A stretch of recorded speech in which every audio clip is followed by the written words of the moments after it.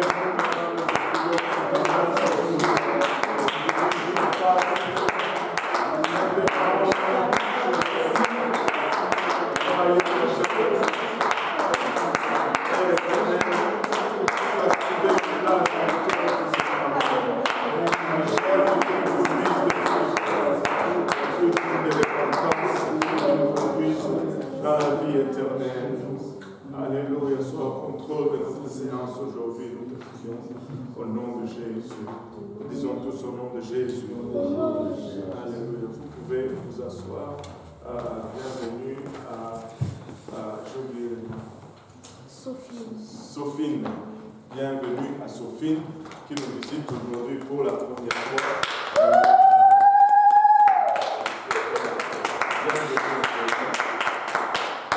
Sophine vient du Mali, personnellement, mais content de l'avoir parmi nous. Déjà, nous avons 1, 2, 3, 4, 5, 6 nationalités dans l'Église. Amen. Wow. Alléluia. Gloire au nom de Jésus. Nous avons déjà 6 nationalités dans l'Église. Maintenant, je pense que Viviane aussi, c'est la première fois ici. Oui. Bon, content d'avoir Viviane qui est là pour la première fois.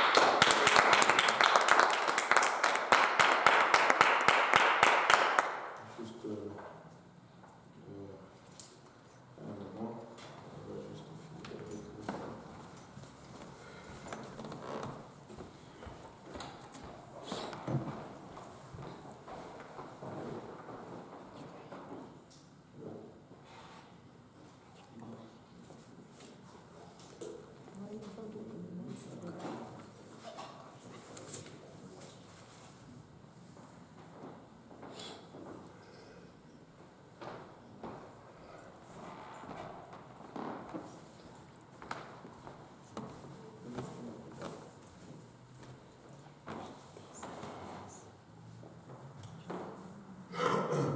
Maintenant, aujourd'hui, nous allons commencer explorant la parole de Dieu. Amen.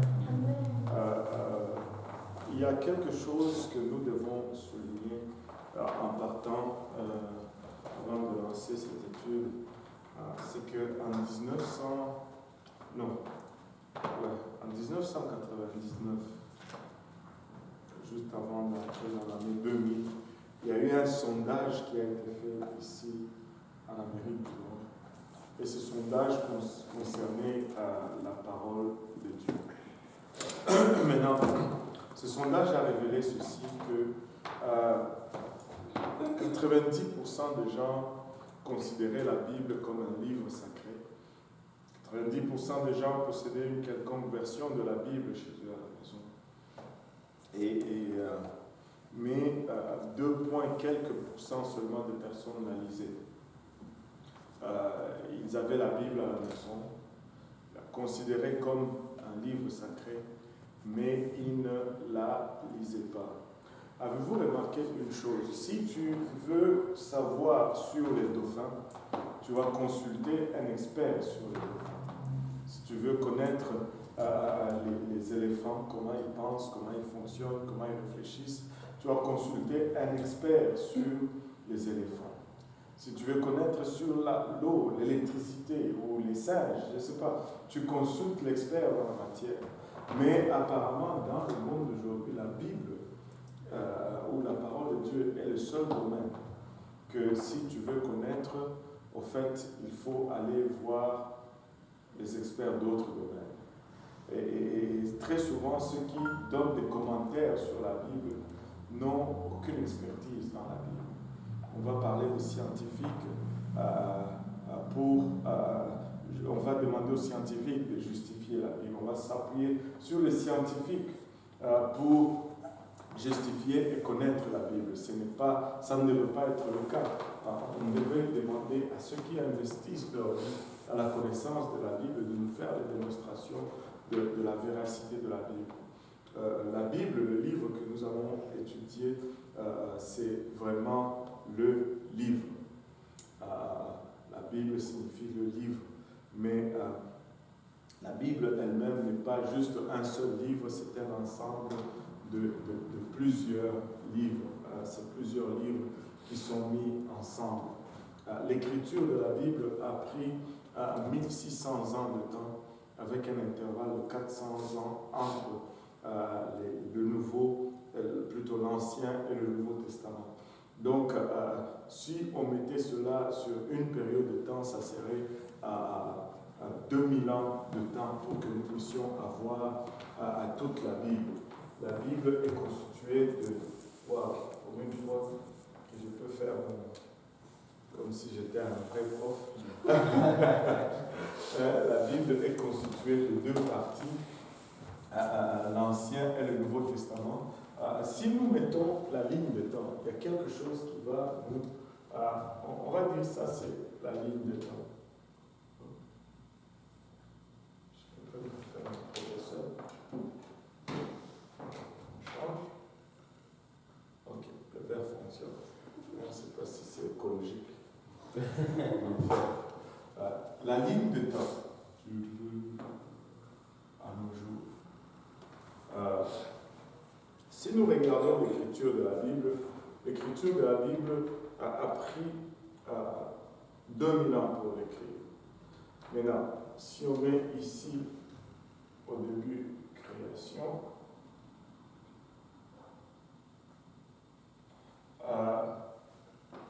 on aurait pensé que l'écriture de la Bible a commencé là, mais ce n'est pas le cas.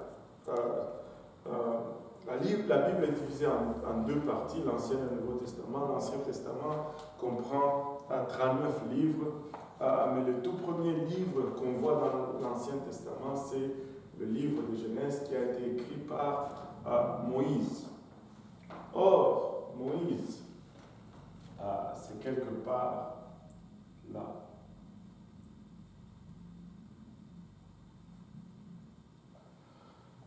Le dernier livre de la Bible a été écrit par Jean.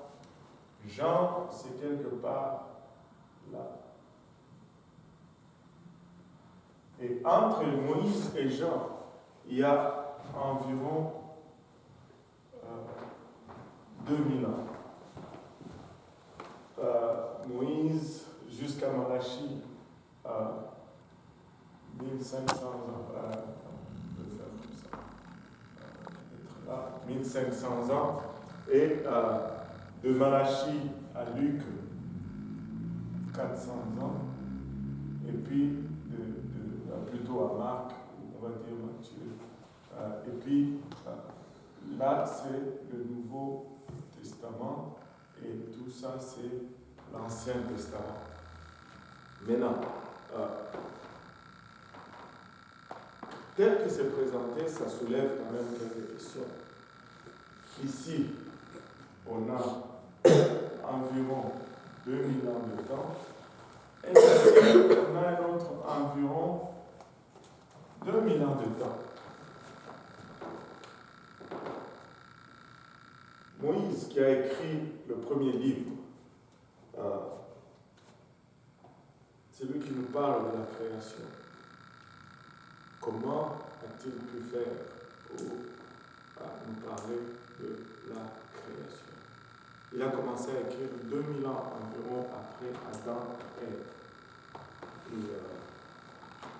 La question a toujours été posée dans presque chaque étude et la question a toujours été aussi répondue dans presque chaque étude par une autre question. Jean, Moïse a écrit sur le passé, mais Jean c'est celui qui a écrit aussi le livre d'Apocalypse. Or, nous savons que les choses que Jean a écrites, nous sommes en train de les vivre, nous, aujourd'hui, à notre temps. Maintenant, Jean a écrit sur des choses qui arrivent maintenant. Comment Jean a-t-il pu faire pour écrire sur les choses que nous vivons? Par révélation. Et c'est la même chose pour Moïse. Moïse a aussi écrit par révélation. Dieu peut révéler le futur comme il peut révéler le passé. Et la coïncidence, pourquoi j'ai fait les lignes, c'est la première fois que j'essaie de faire une ligne comme ça. La coïncidence, ou si je peux me permettre d'utiliser ces mots, parce que la coïncidence n'existe pas avec Dieu, c'est que les deux ont écrit à 2000 ans de leur époque Ils sont à 2000 ans. Moïse a écrit sur des choses qui sont arrivées 2000 ans avant lui, et Jean a écrit sur des choses qui arriveraient 2000 ans après lui. Dieu est un Dieu parfait, il arrange toujours ces choses. La Bible, c'est la parole de Dieu. La Bible, c'est la parole de Dieu. Tu peux regarder la Bible et l'analyser, l'étudier, l'examiner, la mettre à l'épreuve et arriver à la conclusion que c'est la parole de Dieu. Maintenant, avant de commencer à l'étudier, nous allons voir maintenant si nous pouvons établir vraiment que la Bible est la parole de Dieu. Maintenant, cette étude va se concentrer sur toute la Bible et nous allons parler de la Bible et de la parole de Dieu et rien que de la parole de Dieu. Nous n'allons pas parler de religion, nous n'allons pas parler de l'islam, nous n'allons pas parler de catholique, nous n'allons pas parler à moins que vous posiez la question. Si vous me posez la question, je serai content de répondre au meilleur de mes habilités. Mais nous allons parler de la parole de Dieu. Nous croyons que quand nous donnons la parole de Dieu, les gens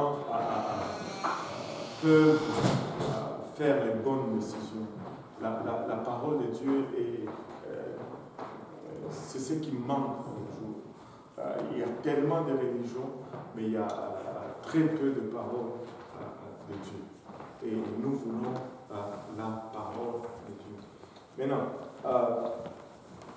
la Bible, comme on l'a mentionné au départ, elle est constituée de deux parties, l'Ancien et le Nouveau Testament. Mettez ici, vous enregistrez? Alléluia. La Bible est constituée de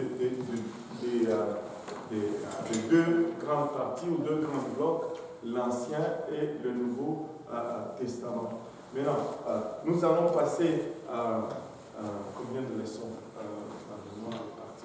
nous allons passer sur 12 leçons, nous allons passer 5 sur l'Ancien Testament et 7 leçons sur le Nouveau Testament. Maintenant, l'Ancien Testament, si nous voulons la comprendre, nous allons la diviser en 4 parties. Et ces 4 parties vont vraiment être basées sur le type de relation que Dieu avait avec l'homme. Et si nous regardons dans l'Ancien Testament, nous allons voir 4 types de relations que Dieu a entretenues avec l'homme. Et cela va nous permettre de comprendre les grandes doctrines qui ont marqué l'Ancien Testament. Quand Dieu a créé l'homme, il l'a placé dans le jardin d'Éden, l'homme était innocent. Et son innocence est vraiment marquée par la nudité. L'homme était nu, mais il ne s'en rendait pas compte. Nous pouvons remarquer, nous pouvons constater cet état même de nos jours dans notre nature. Quand nous naissons, nous sommes enfants, nous sommes innocents et la nudité ne nous dérange pas beaucoup. Un enfant peut sortir de sa chambre nu et aller au salon, même si c'est plein de gens, ouvrir le frigo, prendre une pomme et puis s'asseoir et commencer à manger. J'ai déjà eu des anecdotes comme ça dans mes études bibliques. Je pense que c'est lui qui était le plus flagrant, voilà. et il commence à lire les pensées. Celui qui était le plus flagrant. Et c'était un jour, j'enseignais dans une famille, la famille éthique, à Saint-Laurent, et j'ai parlé de cela. Je disais, un enfant est innocent. Il va prendre sa douche ou son bain, et il va sortir de la salle de bain en courant, va courir au salon, même si c'est plein de gens, et ça ne va pas le déranger. Et pendant que j'étais en train de dire cela, ils avaient leur petite fille qui avait 2 ans à peu près. Elle est allée dans la chambre, elle a enlevé tous les vêtements et elle est venue sans vêtements. Elle s'assoit sur le sofa, elle prend la télécommande, puis elle commence à allumer la télé et elle zappe les chaînes. et je me retourne, je dis, ben justement, c'est de ça que j'étais en train de vous parler. Elle est nue et devant les gens et ça ne la dérange même pas du tout. Parce qu'elle n'est pas consciente, elle est innocente. Et elle ne connaît ni le bien ni le mal et elle n'est pas consciente de sa nudité. L'innocence est allée de la création jusqu'à Adam et Ève. Maintenant, personne ne peut nous déterminer ou nous dire combien de temps cela a duré. Ni l'histoire ne permet pas de déterminer cela, ni la Bible non plus ne permet pas de déterminer combien de temps ils ont duré dans cet état d'innocence. Mais moi, je suis plutôt de tendance à croire qu'ils sont restés dans les jardins plutôt moins longtemps que plus longtemps. Qu'est-ce que cela veut dire? Pas grand-chose. C'est tout simplement, je me dis que si ils n'ont pas eu d'enfants dans le jardin, c'est-à-dire qu'ils n'y sont pas restés très très longtemps. Et là, les gens disent, mais attends, est-ce qu'ils devaient faire des enfants dans le jardin? Oui, mais Dieu les a dit, soyez féconds, multipliez-vous. Donc, ils pouvaient déjà commencer à se multiplier dans le jardin. Amen. Et bien, ils n'ont pas eu d'enfants dans le jardin. J'ai tendance à croire qu'ils ne sont pas restés très, très, très longtemps. Je ne sais pas. Vraiment. Oui. Mais Dieu a créé Adam avant elle. Oui. Et puis Adam a fait longtemps le jardin avant. Non, impossible. Parce que la création, ça a été fait en 6 jours. Après le 6e jour, il n'y a plus eu de création. Donc, l'homme a été créé avant. Mais si tu regardes, la femme a été créée au même moment. Peu après. Parce que un jour de création, d'abord il faut se mettre d'accord. Un jour de création, c'est combien? C'est 24 heures, c'est des jours de 24 heures ou des jours de 1000 ans. Parce qu'il y en a qui disent qu'un jour, ça peut être 1000 ans. Mais moi, je suis sûr, je suis convaincu que les jours de création, c'est un jour, c'est 24 heures. Et il y a une indication là-dedans.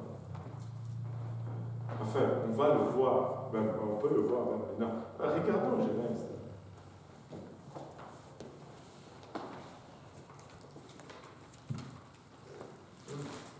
Ça me permet de citer mon café.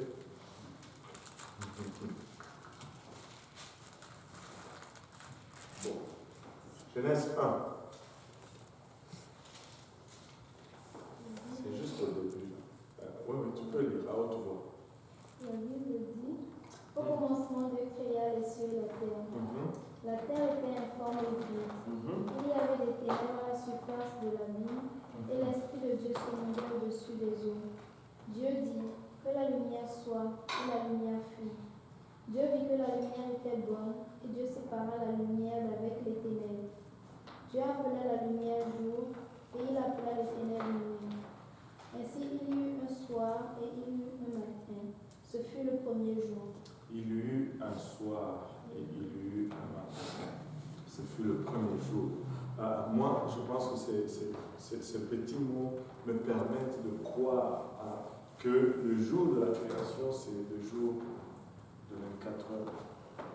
Il y a toute une théorie qui dit que la création a peut-être duré 6000 ans, parce qu'un jour pour Dieu c'est comme 1000 ans, et 1000 ans c'est comme un jour. Mais là, je pense que Dieu faisait référence vraiment à notre temps, parce que la Bible a été écrite pour nous, pour notre compréhension. Il ne peut pas prendre sa référence de temps. Nous n'allons pas comprendre. Nous n'allons pas comprendre. Et c'était vraiment des jours de 24 heures. Je crois que Dieu a créé la terre dans 6 jours fois 24 heures.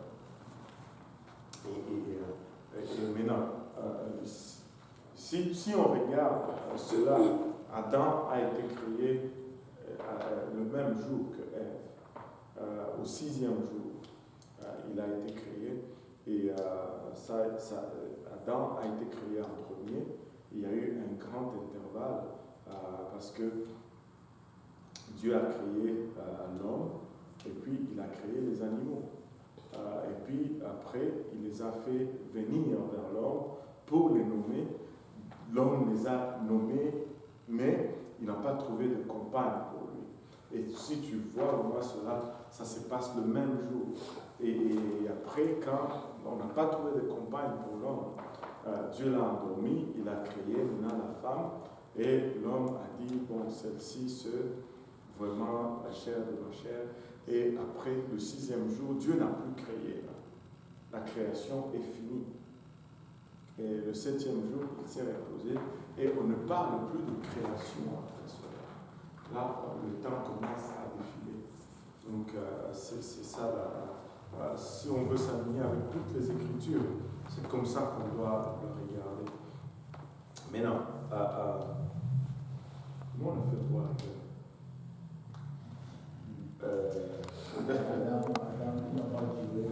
Ils n'ont pas duré dans le jardin. Ah, voilà, ils n'ont pas duré dans le jardin. Combien de temps ils ont fait dans le jardin, en fait?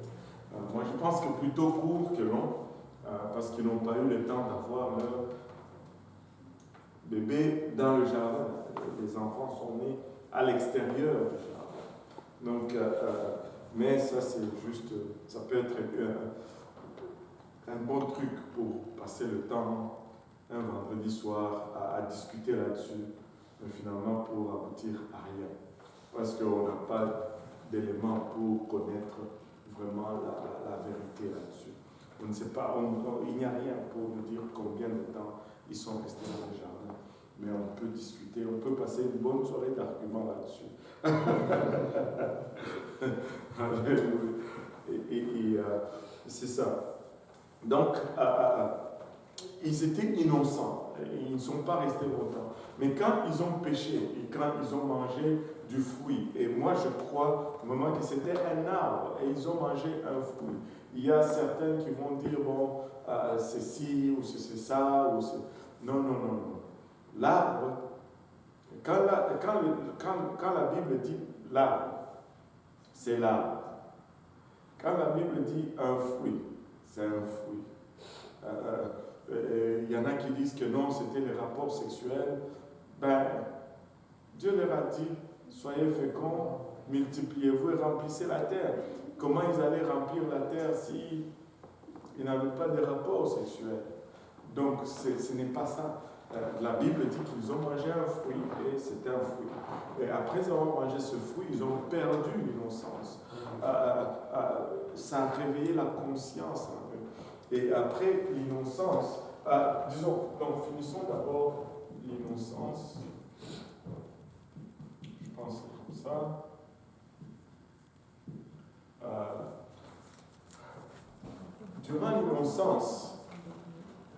Durant l'innocence, la relation entre Dieu et l'homme était basée sur l'innocence. Parce qu'il était innocent, il avait une relation avec Dieu. Et cette innocence était la base de sa relation. Et lorsque il a brisé l'innocence, cette relation n'avait plus de base. Quand il a mangé le fruit, ça a réveillé la conscience en lui. Il a connu le bien et le mal. Maintenant, il est entré dans cette autre étape de relation, la conscience, la connaissance du bien et du mal. Maintenant, la conscience part de la chute de l'homme jusqu'à Abraham, à peu près. Maintenant, en ce temps-là, la relation entre Dieu et l'homme est basée maintenant sur la conscience. Et la conscience, c'est cette petite voix qui nous parle, même jusqu'à aujourd'hui. Quand tu fais le bien, tu es content, tu te sens bien, tu es satisfait. Quand tu fais le mal, tu te sens mal. Avez-vous remarqué ceci? Je pense que ça va, vous allez pouvoir vraiment être d'accord avec moi. Tu sais, des fois, tu fais quelque chose de mal et personne ne t'a vu. Mais quand tu arrives devant les gens, on dirait que tu as honte ou tu évites le regard. Et alors qu'eux, ils ne savent pas. Amen. Suis-je le seul qui fait le mal ou est-ce que ça vous est déjà arrivé aussi? Oui? Alléluia. Et donc, c'est pourquoi c'est la conscience, c'est notre conscience qui nous approuve ou nous condamne selon ce que nous avons fait. Quand nous faisons le bien, la conscience nous approuve et nous nous sentons bien. Mais quand nous faisons le mal, la conscience nous désapprouve ou nous condamne. Et là, nous nous sentons vraiment mal. Des fois, tu vas faire quelque chose, même si les gens ne savent pas, tu n'es pas tranquille. Tu n'es pas tranquille jusqu'à ce que tu vas essayer de corriger ou de demander pardon. Ça, c'est la conscience. À partir du moment où ils ont mangé le fruit et ils sont entrés en connaissance du bien et du mal, ils ont eu une conscience pour le guider et la relation entre Dieu et l'homme était maintenant basée sur leur conscience. Et c'est la conscience qui guidait leur relation. Quand vient Abraham, quand Abraham entre en scène, il y a une autre chose qui se passe. Avec l'arrivée d'Abraham, il y a une autre chose qui se passe. On va constater une chose, c'est que Abraham va développer une relation avec Dieu. Dieu va lui parler. Et quand Dieu lui parle, lui donne des commandements, il se tourne vers les gens qui le suivaient parce qu'il était un chef de tribu. Moi, je pense qu'Abraham était africain.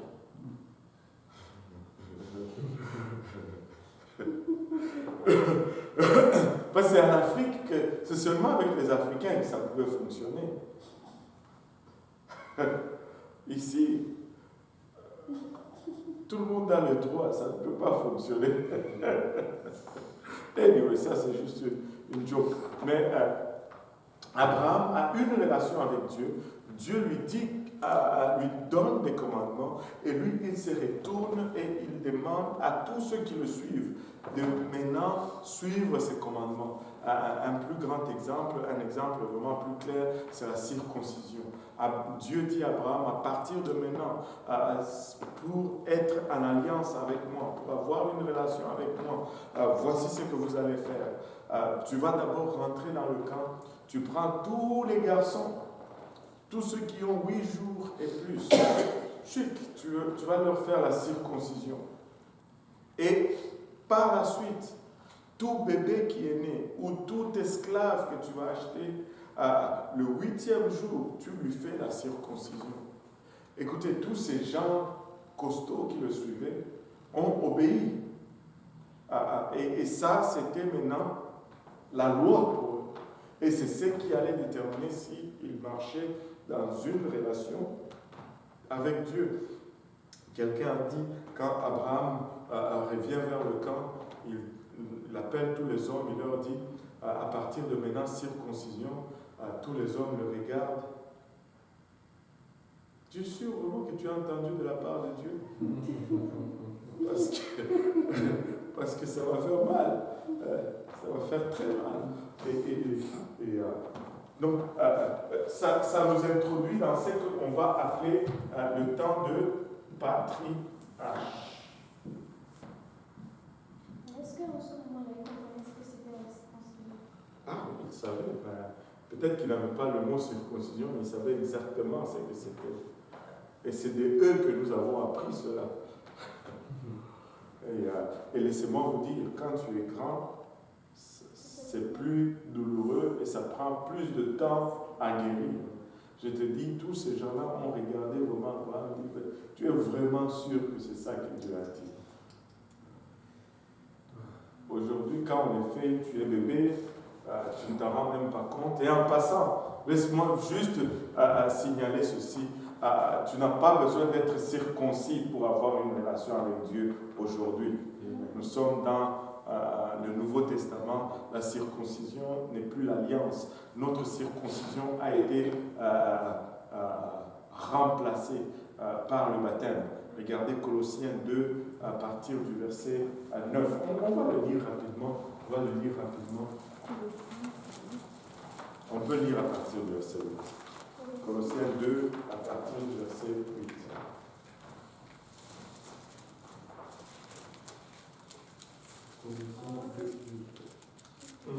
Vas-y. Prenez garde que personne ne fasse de vous sa foi par la philosophie et par une même tromperie, s'appuyant sur la tradition des hommes, sur les rudiments du monde et non sur Christ. Car en lui habite corporellement toute la plénitude de la divinité. Vous avez tout pleinement en lui, qui est le chef de toute domination et de toute autorité. Et c'est en lui que vous avez été circoncis. C'est une circoncision que la main n'a pas faite, mais de la circoncision de Christ, qui consiste dans le dépouillement du corps de la chair. Et ayant été enseveli avec lui par le baptême, vous êtes aussi ressuscités en lui et avec lui par la foi en la puissance de Dieu qu'il a ressuscité de vous. Voilà. La Bible nous dit que notre circoncision, c'est notre baptême. Quand nous sommes baptisés avec Christ, c'est la même chose que ceux qui ont été circoncis. Et si tu regardes la circoncision, je vais parler un peu du baptême. Regardons un peu Genèse. Qu'est-ce que c'était? Pour comprendre le baptême, essayons de comprendre la circoncision. Genèse 16, si je ne m'abuse. Non, Genèse 17. 17 à partir de 30. Oh non, à partir de Genèse 17. Regarde un peu 17-15. Dieu dit à Abraham, tu ne donneras plus à Sarai, ta femme, le nom de Sarai, mais son nom sera Sarah. Je la bénirai et je te donnerai d'elle un fils. Je la bénirai et elle deviendra des nations. Non. Regarde un peu Genèse 15, 1. Genèse 15, 1. Après ces événements, la parole de l'Éternel fut adressée à Abraham. Qu'est-ce que j'ai dit? 17, 1, pas 15, 1. Pardon. Lorsqu'Abraham fut âgé de 99 ans, l'Éternel apparut à Abraham et lui dit, je suis le Dieu Tout-Puissant. Marche devant ma face et sois intègre. J'établirai mon alliance entre moi et toi et je te multiplierai à l'infini. Voilà. Abraham tomba sur sa face et Dieu lui parla en disant, voici mon alliance que j'ai faite avec toi. Tu deviendras père d'une multitude de nations. On ne t'appellera plus Abraham, mais ton nom sera Abraham, car je te rends père d'une multitude de nations. Je te rendrai fécond à l'infini, je ferai de toi des nations, et des rois sortiront de toi. J'établirai mon alliance entre moi et toi, et tes descendants après toi, selon leur génération. Ce sera une alliance perpétuelle, en vertu de laquelle je serai ton Dieu, et celui de ta postérité après toi. Je te donnerai, et à tes descendants après toi, le pays que tu habites comme étranger, tous les pays de Canaan, en possession perpétuelle, et je serai leur Dieu. Dieu dit à Abraham, toi tu garderas mon alliance, toi et tes descendants après toi, selon leur génération. C'est ici mon alliance que vous garderez entre moi et vous. Voilà. Et ta postérité après toi. Tout mâle parmi vous sera circoncis. Vous vous circoncirez, et ce sera un signe d'alliance entre moi et vous. À l'âge de 8 jours, tout mâle parmi vous sera circoncis. Selon vos générations, qu'il soit né dans les maisons ou qu'il soit acquis à prix d'argent, de tout fils étranger, sans appartenir à ta race. On devra circoncire celui qui est né dans la maison et celui qui est acquis à prix d'argent. Et mon alliance sera de votre chair une alliance perpétuelle. Un mâle incirconcis qui n'aura pas été circoncis dans sa chair sera exterminé du milieu de son peuple. Il aura violé mon alliance. Sera exterminé du... Waouh, ça nous enseigne la place du baptême. Des fois, les gens vont me demander, mais pasteur, si je ne suis pas baptisé, est-ce que je suis sauvé? Mais regarde, le baptême, c'est le type de la circoncision. Maintenant, si cette circoncision dans la chair n'était pas respectée, tu étais exterminé hors du milieu du peuple. Mais à combien plus forte raison le manquement d'obéir au baptême va te mettre à l'extérieur du milieu du peuple. Si ce qui était de l'ancienne alliance, qui était temporaire, entraînait une telle conséquence, à combien plus forte raison ce qui est maintenant réel ou qui n'est plus homme, qui est la chose réelle, va entraîner une conséquence pareille. Notre baptême, c'est notre circoncision. Notre baptême, c'est ça, la marque de notre alliance.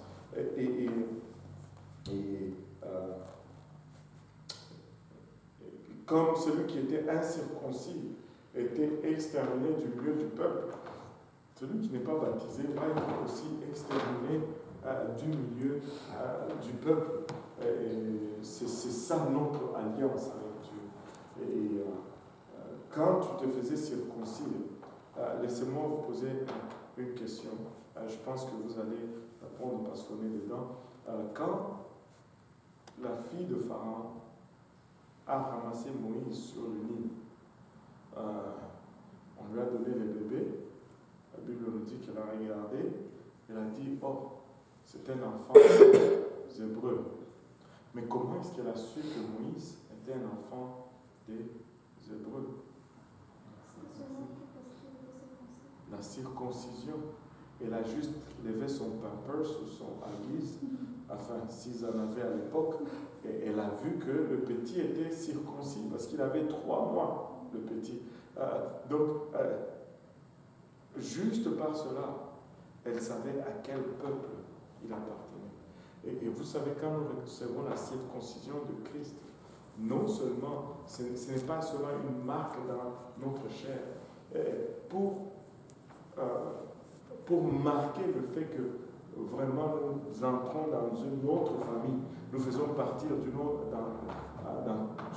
nous allons faire partir à ce moment d'une famille. Notre nom change. Nous portons le nom de Jésus. Le jour que j'étais baptisé, mon nom n'était plus seulement Dieudonné Kaosi, mais je suis devenu Dieudonné Kaosi Jésus. Dieudonné Kaosi Jésus, parce que j'appartiens maintenant au peuple de Dieu. Et regardez, aujourd'hui, il y a une vieille dame qui m'a appelé. Elle voulait venir à l'église à Pâques. Elle m'a parlé pendant un bout. Et puis elle m'a demandé, c'est quoi ton nom? Elle est quand même âgée là. Et bon, je lui ai dit d'abord Kaosi, et puis je me suis ressaisi. J'ai dit, pauvre madame québécoise, un nom africain comme ça peut lui donner des crampes aux lèvres, tout simplement. Je lui ai dit, bon, mon prénom c'est Dieudonné, c'est plus facile à retenir. Elle dit, ah, Dieudonné, on peut faire une bonne blague avec ça. Il dit, bah, c'est le temps de la dîme, Dieudonné. Je dis, ah.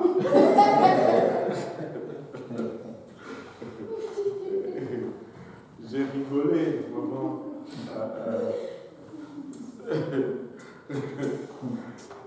C'est le temps de la dîme, Dieudonné. Bon, ok. C'est ça. Donc, les patriarches devient cette personne qui a une relation particulière, et qui est à la tête d'un groupe de gens, et qui a une relation particulière avec Dieu, et Dieu lui parle, et il conduit les gens qui le suivent selon cette relation. Il commence à faire un peu froid. Je vais voir si ça n'a pas coupé. Peut-être qu'il y a des timers. Ouais.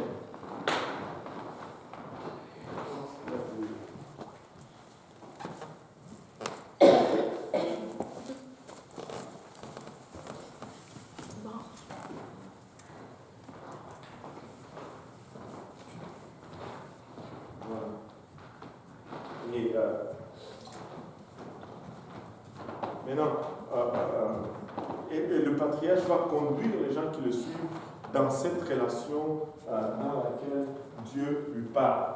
Maintenant, le patriarche, nous en avons 3 qui sont, pour ne pas dire communs, Abraham, Isaac, Jacob, mais nous pouvons ajouter aussi Joseph et Moïse sous la bannière des patriarches. Maintenant, les patriarches vont aller d'Abraham jusqu'à Moïse. Moïse vient et il délivre le peuple de l'esclavage de l'Égypte, il les conduit jusqu'au mont Sinaï, et là, arrivé au mont Sinaï, Dieu lui donne la loi. Et à partir de ce moment, le peuple a la loi. Et après, quand Dieu donne la loi, comme les peuples sont comme nous sommes toujours, nature de l'homme ne change pas. Quand Dieu donne la loi, il dit, vous devez maintenant suivre la loi pour avoir une relation avec moi. Mais les gens vont toujours faire ceci. La loi, c'est tout droit. Et ils vont commencer à aller de côté. Et quand ils vont de côté, Dieu va amener un prophète qui va les ramener dans la bonne voie.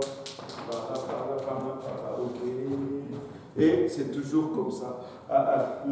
L'homme va toujours tendance, après un temps, à dévier de la loi.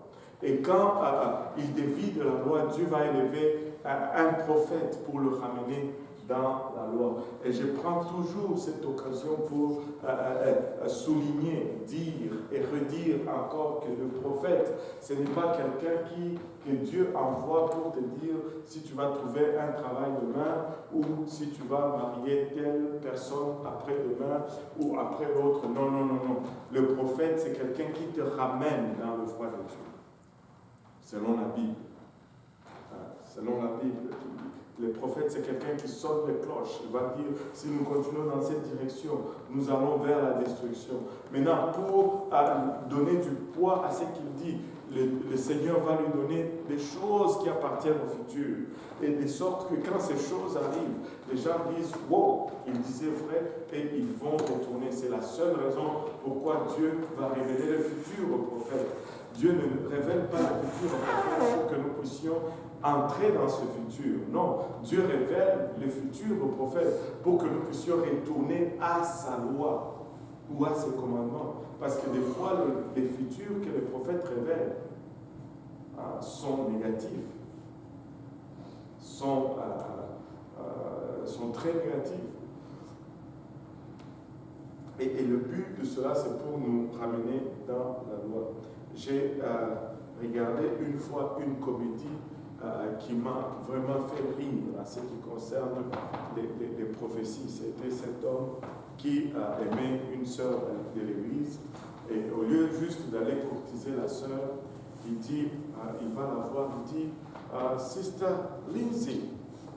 I know you from the distance. Voilà. I just come from the mountain. Tu as pratiqué, hein? Il dit, je te connais de loin, mais je viens juste de la montagne. Et les choses que j'ai vues sur cette montagne, je dois te les partager. Il dit, j'étais là, j'étais en train de prier, et je vois, waouh, je ne sais pas, 4 filles de la chorale qui descendent du ciel comme ça, tout habillées en blanche. Je dis, mais Seigneur, c'est quoi cette vision? Il dit, regarde bien mon fils. Une de ces filles va être ta femme. Et puis, il dit, j'ai dit, Seigneur, mais révèle-moi, qui est celle-là qui va être ma femme? Et là, je t'ai vu descendre du ciel, habillée en robe de mariée. Et là, le Seigneur m'a dit ça, c'est celle-là qui va être ta femme. Et là, je suis descendu de la montagne pour venir te dire, est-ce que tu veux m'épouser? Et là, la fille a commencé à pleurer. Oh non, si c'est Dieu qui t'a dit, ben, qu'il en soit ainsi. Mais je vois vraiment qu'il fait beaucoup de grâce parce que ma vie a été très misérable. J'étais abandonné quand j'étais petit et comme j'étais pauvre, j'ai couché avec les gens pour survivre. J'ai connu 60 hommes dans ma vie. J'ai fait autant d'avortements et j'ai contracté le sida et voilà. Et tout cela a laissé des maladies dans ma vie. Et là, le temps que le type regarde a fait que la fille ouvre les yeux, il n'était plus là. La vision a disparu aussi. La vision a disparu aussi. La prophétie, ce n'est pas ça le but de la prophétie. Le but de la prophétie, c'est pour nous ramener dans la voie de Dieu. Amen. Alléluia. Donc, si nous regardons l'Ancien Testament, nous allons voir l'innocence, la conscience, les patriarches et la loi et les prophètes. Et ce sont les types de relations, et c'est comme ça que la relation entre Dieu et l'homme a évolué dans l'Ancien Testament. Durant le temps de l'innocence, la relation entre Dieu et l'homme était basée sur l'innocence. Durant le temps de la conscience, c'était la conscience qui a dicté cette relation. Les patriarches ont conduit les gens dans les voies de Dieu. Et la loi et les prophètes la loi a été donnée à Moïse. Et maintenant, c'est la loi. Pour avoir une relation avec Dieu, il fallait que tu regardes à la loi. Pour avoir une relation avec Dieu ici, il fallait que tu regardes au patriarche. Pour avoir une relation avec Dieu ici, il fallait que tu regardes à la conscience. Pour avoir une relation avec Dieu ici, il fallait que tu t'appuies sur ton innocence. Et la loi et les prophètes nous conduisent jusqu'à Jésus-Christ. Et quand on vient à Jésus-Christ, on rentre dans le Nouveau Testament. Ça, ce sont les 4 types de relations qu'on voit dans l'Ancien Testament. Maintenant, si nous regardons l'Ancien Testament, là, on est en train d'introduire l'Ancien Testament. On n'a pas encore commencé à faire l'étude en tant que tel. On introduit seulement l'Ancien Testament. Si nous regardons maintenant l'Ancien Testament, nous avions dit que c'était un ensemble de 39 livres. 39 livres, 32 personnes. 32 auteurs, 39 livres, mais 32 auteurs ont écrit l'Ancien Testament. Et l'Ancien Testament parle de Moïse, de Genèse à Malachie, de Moïse à Malachie. Oui.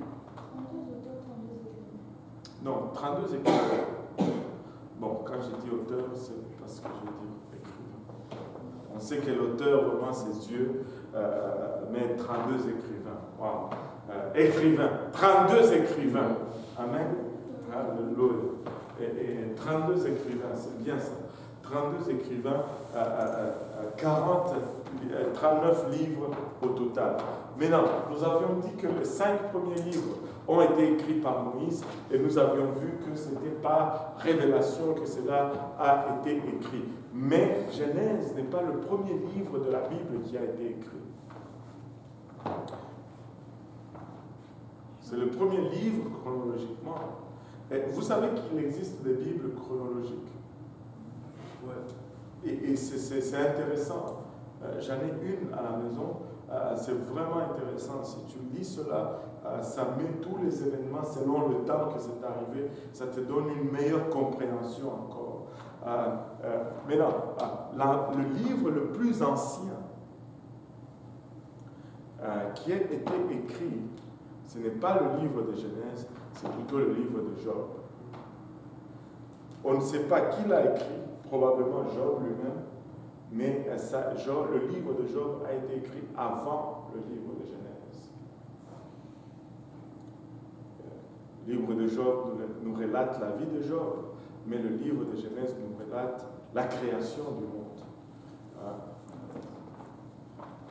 Parce que Job a vécu quelque part probablement peu après Noé.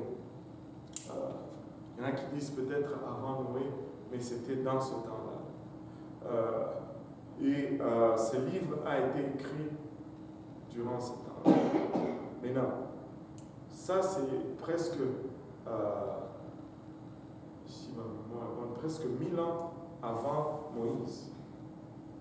Donc, quand Moïse vient écrire, bien que c'est pas Moïse qui a écrit le livre de Job, en fait, mais il a écrit des choses qui ont précédé Job. C'est ça.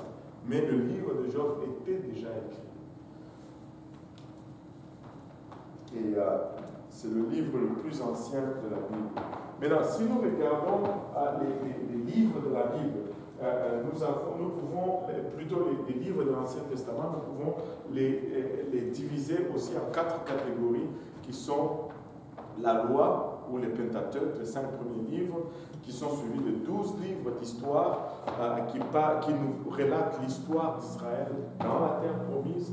Donc ça commence avec Josué. Et après cela, nous avons les livres poétiques, Job, Psaume, Proverbe, Cantique de Cantiques et Ecclésiaste. Ce sont les livres de proverbes, plutôt de poésie que nous sommes en train d'étudier à l'Église de l'Est. Ce sont des très très bons livres. Il y a beaucoup de sagesse dans ces livres. Et notre étude là-bas est intitulée « Sagesse d'en haut pour vivre ici-bas sur terre ». Les 5 livres de poésie sont suivis de 17 livres prophétiques. Les prophètes sont divisés en 2 catégories, prophètes mineurs et prophètes majeurs. Ce n'est pas qu'il y a de petits prophètes et de grands prophètes, c'est seulement par rapport au volume de l'heure écrit que cette division est faite. Il y a des prophètes qui ont écrit très peu, il y a des prophètes qui ont beaucoup écrit, et c'est tout simplement cela. Mais chaque prophète était à son temps pour accomplir un travail bien déterminé. Amen. Alléluia. Maintenant, le temps coule. Il est déjà 8h16. On finit dans 10 minutes. Amen. On peut finir dans 10 minutes? Ou bien vous voulez finir dans 1 heure? Moi, ça m'est égal. On va finir dans 10 minutes. Comme ça, on pourra revenir mardi prochain. Amen.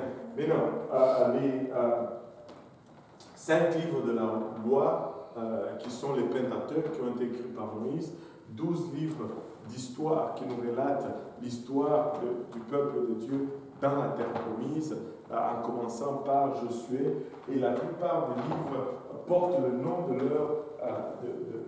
leur auteur, et les 17 livres prophétiques, d'abord les 5 livres de poésie et puis 17 livres prophétiques. Maintenant, ces divisions nous permettent tout simplement de comprendre tous les événements qui se passent dans la Bible, qu'on va étudier dans la Bible.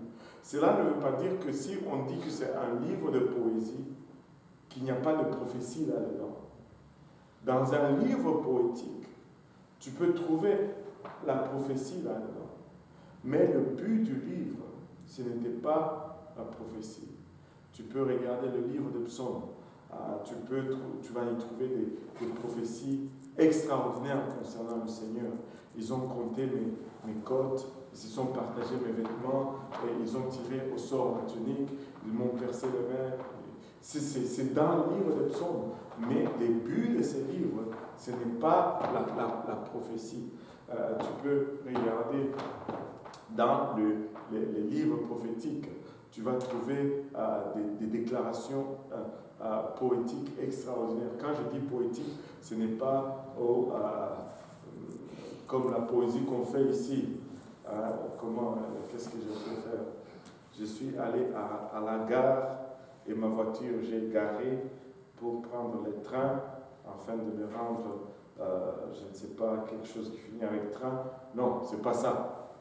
C'est pas ça. C'est pas ce genre de poésie. Oh, la lune, le soleil. Non, c'est pas ça. Quand on parle de poésie, c'est plutôt l'adoration à Dieu. On parle de ce qui a rapport à l'adoration et à la prière, et qui est écrit de sorte à amener cette contemplation de la magnificence de Dieu qui nous transporte dans l'adoration.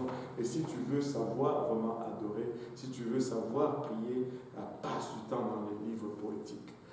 Tu vas y apprendre à prier, tu vas y apprendre à adorer Dieu. Il y a des psaumes magnifiques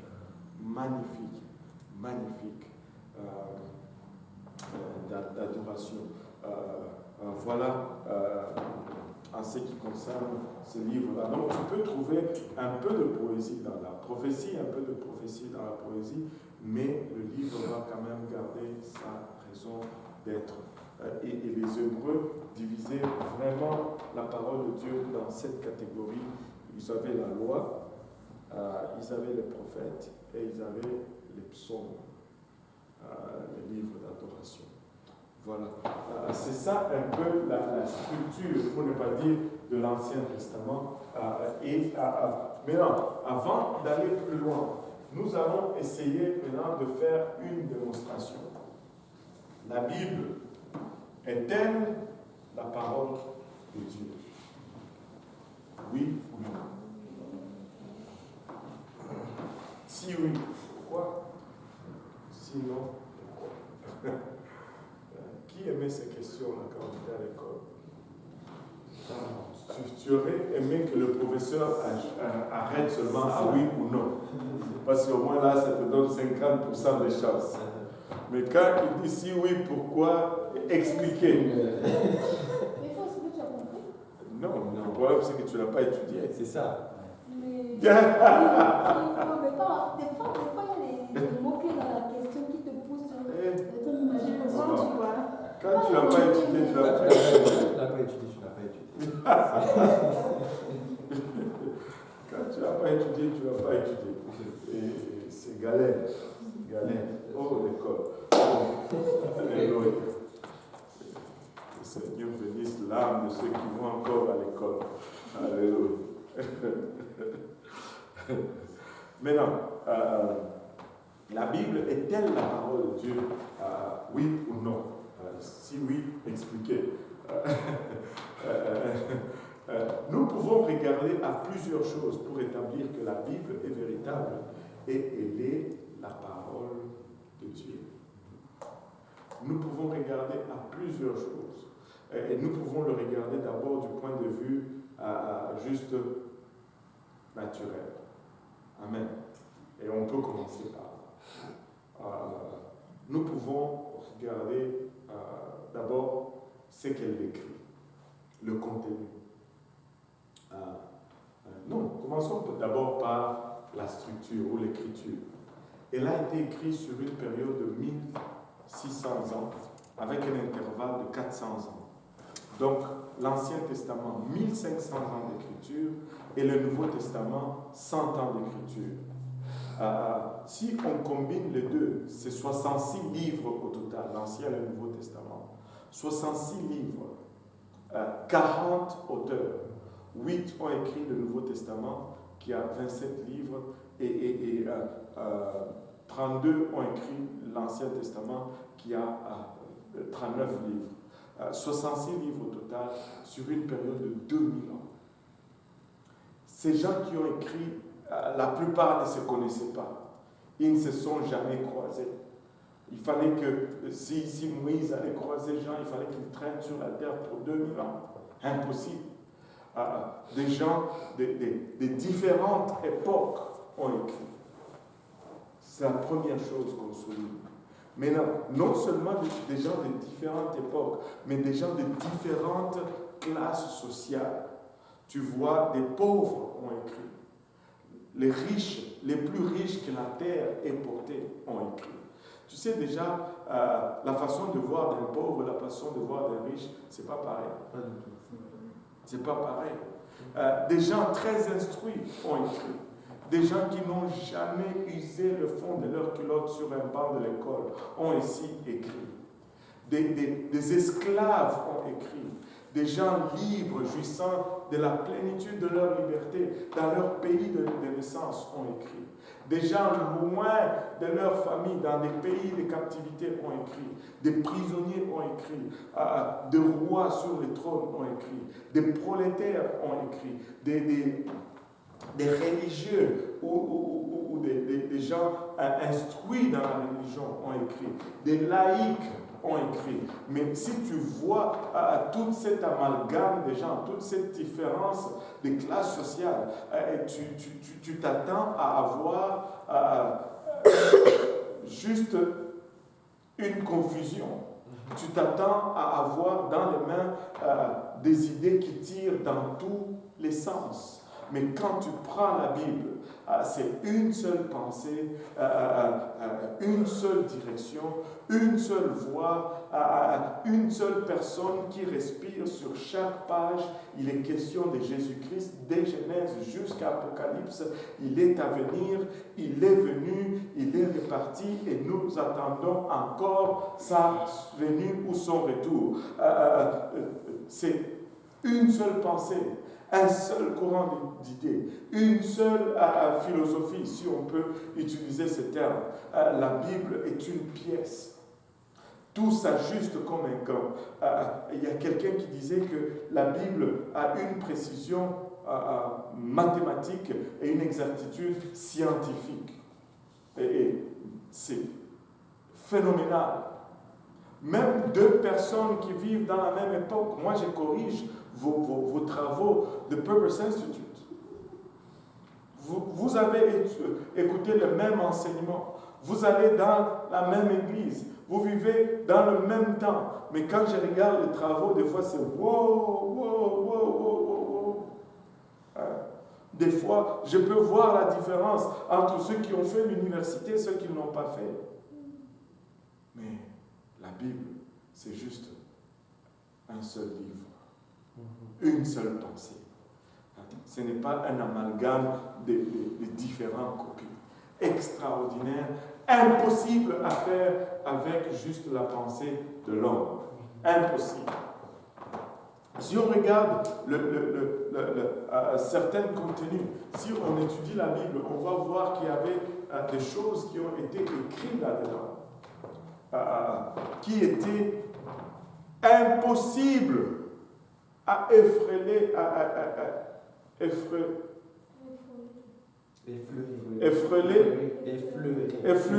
voilà, pas effleurer, mais effleurer la pensée d'un homme de cette époque. C'est-à-dire des choses qui n'appartenaient pas à leur connaissance, pas du tout. C'était des choses qui étaient complètement indigènes à leur temps et à leur société. Ils n'avaient aucune idée. La Bible nous dit que la terre est ronde, mais on a tué. Qui est-ce qu'on a tué? Galilée, qu'on a tué parce qu'il a osé dire que la terre était ronde. La Bible nous dit que l'âme de l'homme se trouve dans son sang et c'est le cœur qui circule ce sang. Vous savez, on a eu des morts parce qu'on pensait qu'en vidant l'homme de son sang, on était en train de soigner la grippe. Et si tu vides l'homme de son sang, tu le vides de son âme. L'âme part. La Bible nous dit que j'aime celle de la circoncision, moi je l'aime. La Bible, nous avions parlé de ceci, la circoncision le 8e jour. Pourquoi le 8e jour? Pourquoi le 8e jour? Et notre temps est fini. On termine ça d'abord. Pourquoi le 8e jour, la circoncision? La science nous révèle aujourd'hui que quand un bébé naît, il lui manque un élément, il ne produit pas un élément, et cet élément, c'est la vitamine K. Et la vitamine K sert à la coagulation de sang. Quand tu te coupes, pour que le sang sèche et commence à fermer ta blessure, ça prend la vitamine K. En d'autres termes, si tu n'as pas de vitamine K, ton sang va continuer à couler jusqu'à ce que tu vas mourir parce que tu vas être... On ne peut pas arrêter l'hémorragie en fait. Toute personne qui naît n'a pas de vitamine K. Le 8e jour, c'est le jour que le corps humain commence à produire la vitamine K. Et c'est le seul jour de ton existence que le taux de vitamine K va être le plus élevé dans ta vie. C'est-à-dire une blessure qui est contractée ce jour-là va guérir plus rapidement que toute autre blessure tout le reste de ta vie. Et Dieu dit c'est le jour qu'il faut faire la circoncision. Abraham ne savait même pas c'est quoi une vitamine K. Oublie la vitamine K. Il ne savait même pas que ça existait des vitamines. Tu lui dis vitamine, il va te dire c'est quoi ça? Mais Dieu dit le 8e jour. c'est celle-ci, c'est la parole de Dieu. La Bible, c'est la parole de Dieu, c'est la parole du Créateur. On peut creuser encore et encore et encore. On peut voir juste comment la Bible a été attaquée. Les gens, les scientifiques ont attaqué la Bible. Il n'y a pas un seul livre qui a été attaqué comme la Bible. Il n'y en a pas. Mais les scientifiques viennent et passent, les critiques s'élèvent et se rabaissent, mais la Bible demeure. Tu sais, on a prédit l'extinction de la Bible depuis. Voltaire a dit que dès que j'aurai fini mes mémoires, 50 ans après, pas une seule Bible ne sera vendue sur la face de la terre. Voltaire n'est plus. Mais la Bible est encore le livre le plus vendu au monde aujourd'hui. Je ne sais pas pour vous, mais moi je ne me rappelle pas avoir lu les mémoires de Voltaire. Des mémoires comme ça, peut-être que j'ai lu un texte à l'école sans savoir que c'était de Voltaire, mais je n'ai aucune idée des mémoires de Voltaire. Qu'est-ce qu'il a dit? Aucune idée. La seule chose que je me rappelle de Voltaire, c'est une référence à lui, quand on a étudié Les Misérables, le petit Gavroche qui ramassait des balles dans les cadavres des soldats durant la Révolution. Quand on les manquait, il disait « On est les à Nanterre, c'est la faute à Voltaire ». Et c'est tout ce que je me rappelle, en fait. Mais à part ça, Voltaire, je ne connais pas. Je ne connais pas. Alors, on va revenir là-dessus. On va s'arrêter là. On va continuer le mardi prochain avec la démonstration que la Bible, c'est la parole de Dieu. Amen. Est-ce qu'il y a des questions?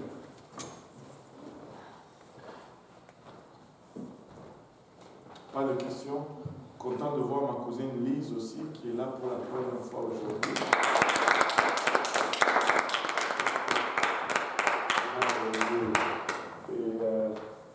On va se lever, on va prier, et puis on va pouvoir partir. Amen. Le Seigneur est bon. Alléluia. Alléluia, on va tous ensemble. Seigneur, nous te remercions encore une fois pour le temps que nous avons passé ici ensemble. Et nous prions, Père, et la charte que nous peu que nous avons partagé aujourd'hui. Si ensemble on trouve une place dans nos cœurs, ça va germer, produire de fruits et que ce fruit nous conduise jusque dans la vie éternelle. Père, nous te rendons grâce pour le privilège de ce lieu. Nous prions encore une fois, Papa, que tu tournes ta face vers ce quartier, tu tournes ta face vers cette partie de la ville, Papa, et que tu élèves un peuple à ton nom, Papa, là au Shelaga, Seigneur, un peuple à ton nom, dans les familles démunies, un peuple à ton nom, Seigneur, dans les familles en détresse, Seigneur, un peuple à ton nom, Papa, dans les familles monoparentales, Seigneur, un peuple à ton nom, Seigneur, dans les familles de demeure, Papa, frappées par la prostitution et le débauche, un peuple à ton nom, Seigneur Jésus-Christ, parmi les drogués, Seigneur, et le délinquant de ces lieux, Seigneur, un peuple à ton nom, Papa, dans Shelaga, Seigneur Jésus-Christ, Papa, nous venons le réclamer en ton nom précieux, Seigneur. Papa, alléluia. Cela te plaît, Seigneur, nous soyons les instruments que tu vas utiliser en ces lieux, Seigneur. Papa, nous le réclamons dans le nom de Jésus-Christ de Nazareth. Père, nous prions, Papa, que tu étends ta main sur chacun de nous ici présents, sur chaque famille, chaque demeure représentée ici, Papa. Papa, que tu nous rencontres au lieu de nos besoins, Seigneur. Père éternel, alléluia, garde-nous sur le chemin de retour, Seigneur Jésus-Christ. Papa, préserve-nous de tout danger. Papa, garde-nous, Papa, pour le restant de la soirée, pour le restant de la semaine, jusqu'à ce que nous allons nous rencontrer prochainement, Père. Avec action de grâce dans le cœur, nous te prions, Papa. Dans le nom de Jésus, nous disons tous au nom de Jésus. Au nom de Jésus. Nous disons tous au nom de Jésus. Au nom de Jésus. Maintenant,